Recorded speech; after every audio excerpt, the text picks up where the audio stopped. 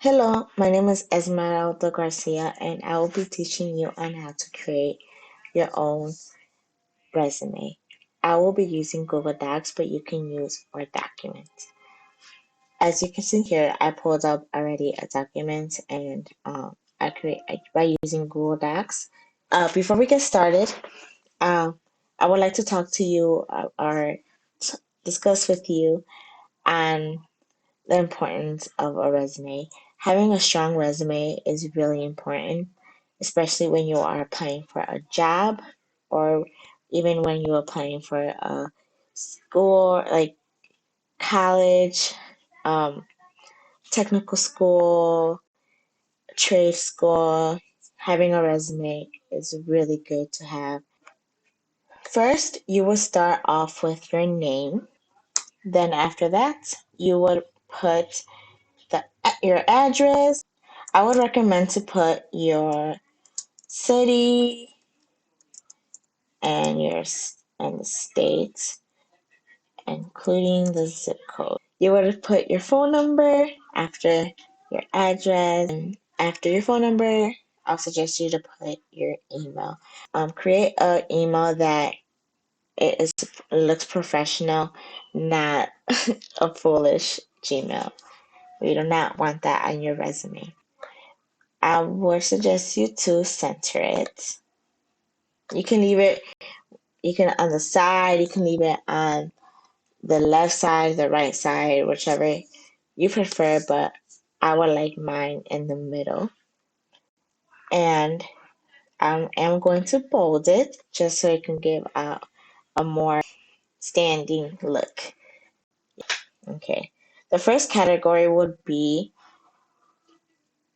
your education. Okay. So since it's a category, we would like this to be more like more appealing. So I am going to use a little trick here. You're going to format text, capitalization, and uppercase, and this will give it more of appealing look. I'm going to bold it as well. And then after that, I would write the name of your high school. I would hit tab just so it can be a little space so it wouldn't be all clumped together. Your GPA, if you feel comfortable putting your GPA on here or confident enough to put your GPA on here, then go for it.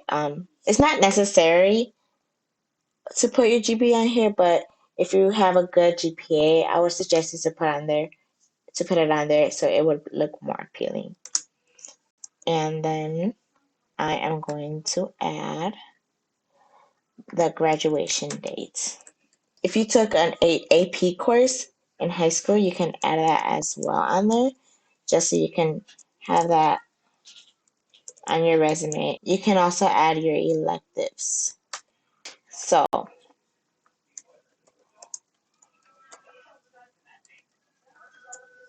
if you do not work, you do not have to put any work experience in.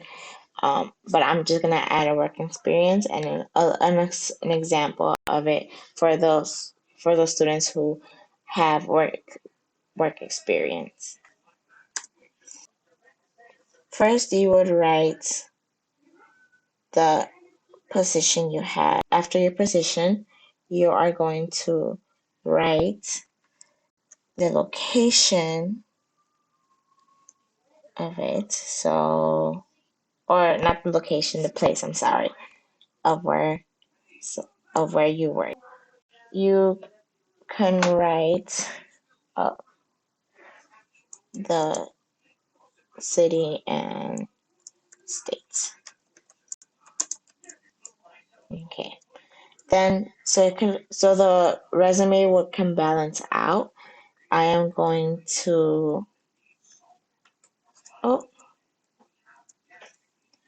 put the time or the date all the way on the right side of my paper.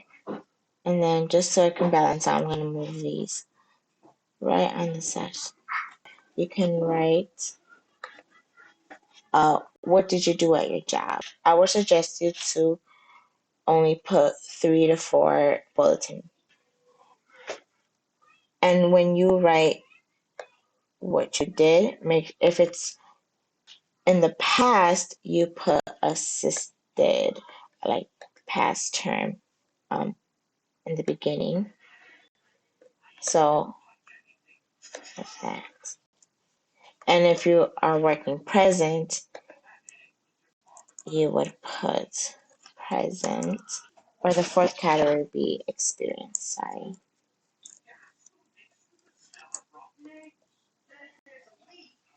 This can be your school experience, your volunteer experience. You would put your volunteer, the place where you volunteered at, would put the city and the state.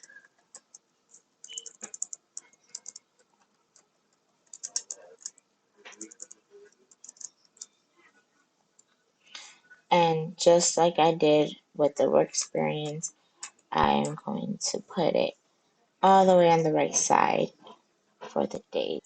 You can also add your achievements on here, especially when you are applying for school, and you can, I was on the dean's list, so I'm going to just put that for an example. We'll also put the place of where you got your achievement. So if you got your achievement at school, you will put city. Then I'll just do the same, the date. Obviously, your resume might be a little fuller. If it's not, and if you haven't really done a lot, if you're just a high school student and you haven't really had the chance of going out there volunteering, or didn't receive any achievements while you're in high school, or you didn't take any IP psychology courses, your resume may look a little bit small, but you can also add skills on here. So to make your resume a little bit more spacey, even if you feel like if it's still not enough information on your resume, you can, let's go for 1.5 double space. So give it a little bit more space. Like that. Okay, and you could also mess around and just go like that. So it'll look more professional. Resumes will look way more professional if it's one page. A lot of places don't like when the resume is too long, too wordy. Okay. And that is how you make a resume. And thank you for watching.